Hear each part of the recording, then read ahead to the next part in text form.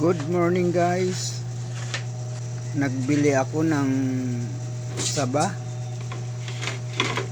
1 kilo, 8 piraso. Ito ang lulutuin ko ngayon.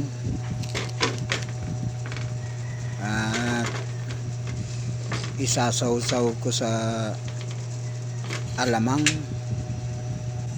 Kaya ang ginagawa ko ngayon, nilalagay ko na sa kaldero para lagain. Bali, ito na ang aking kakainin bago matulog.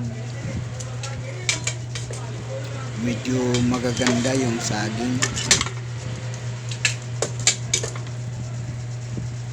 Ayan. Mga 2 piraso lang nito, solve na ako kasi ang tataba, magandang klase, naluto na.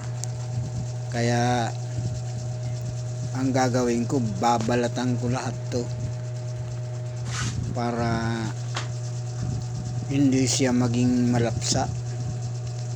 Ayan, dilaw na dilaw ang laman. Tamang-tama, may bagoong pa ako dyan. Isasaw ko siya sa bagoong.